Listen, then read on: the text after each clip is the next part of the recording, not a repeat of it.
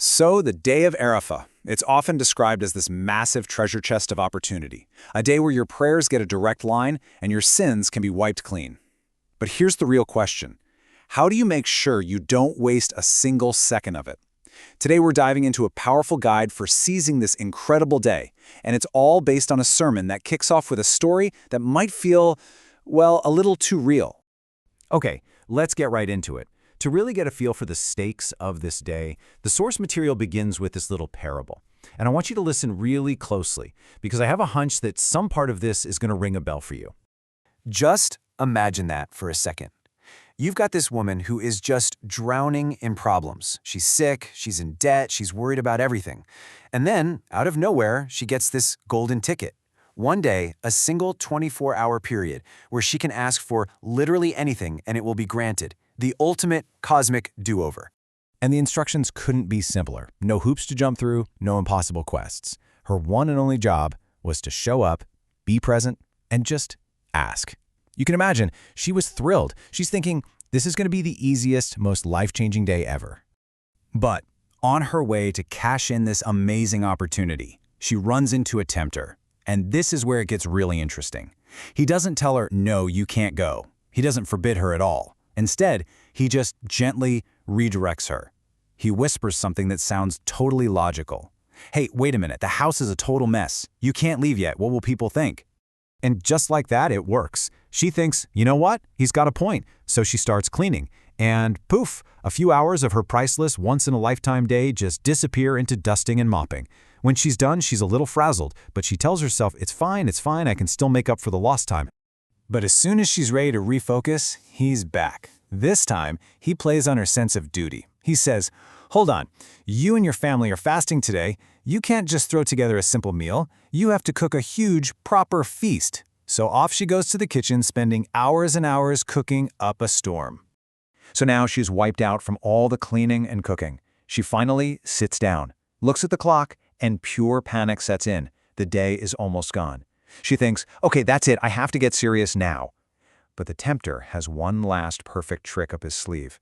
He says softly, wow, you look exhausted. You've worked so hard. You deserve a little break. Just relax. Maybe scroll on your phone for a few minutes. And she does. She picks up her phone, and the next time she looks up, the sun is gone.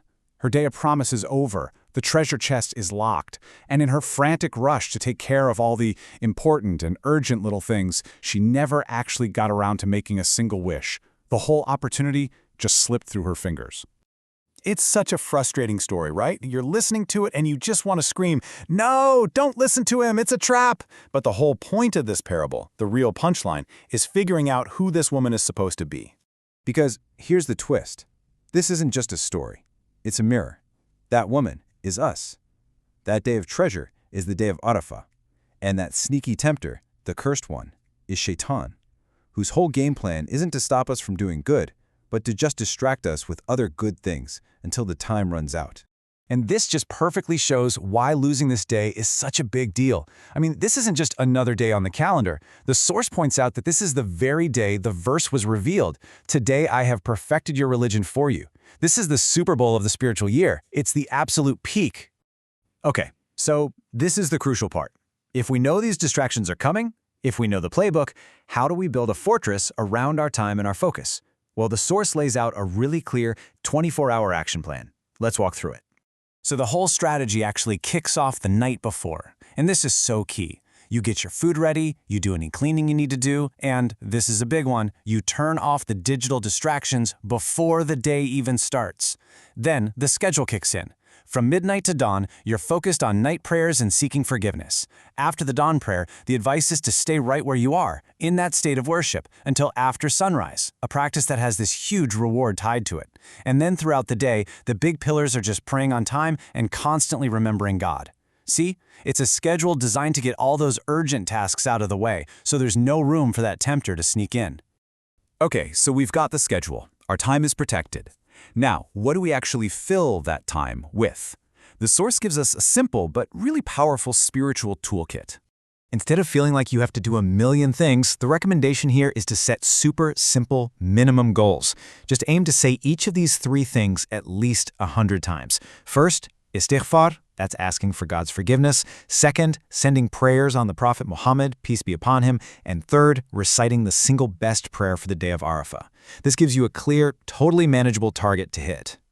So that immediately begs the question, right? What is that prayer? I mean, with all the things you could possibly ask for, what did the Prophet himself say was the absolute #1 thing to be repeating on this day? This is it. It translates to, "There is no God but Allah alone, with no partner.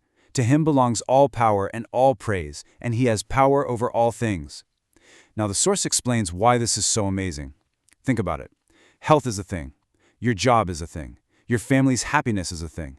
By saying he has power over all things, you are basically wrapping up every single prayer you could ever make into one powerful statement. Okay, so for your own personal specific prayers, the source suggests a really helpful structure so you don't forget anything important in the moment. First, you always start by praising God and sending prayers on the Prophet. Then you can break your list down into 4 parts. Part 1, everything related to your connection with God.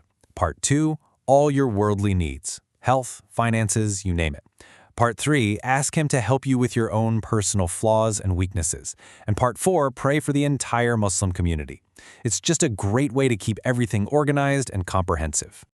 But then the source makes this absolutely critical point. All of these external actions, the schedule, the phrases, the lists, they're all built on the internal state of your heart. They're only as strong as your inner foundation. So how do you prep your heart for a day like this? The guide lays out 3 foundational actions for your heart. Number 1, gratitude. Just constantly be thanking God for the gift of even being alive to see this day. Number 2, forgive everyone. And the source clarifies this doesn't mean you have to call out people who wronged you. It's an internal act. You just release that burden, that grudge, from your own heart for God's sakes. And number 3, give charity. Even something small. It's a physical act that shows your sincerity. And to really bring this all home, the source shares this incredible quote from Omar ibn al-Khattab. The point isn't to get stressed out worrying, is my prayer being accepted? The real goal is to worry about putting in the sincere effort to make the prayer in the first place. Because the very fact that you're inspired to ask is a sign of mercy, and acceptance comes with that effort. So that brings us right back to where we started. The day of Arafah is a promise, a gift, just like the one given to the woman in the story. It's a blank page, a day of absolutely unparalleled opportunity. Now that we know the potential distractions and we have a plan to protect ourselves, the only question left is, what are you going to fill your day with?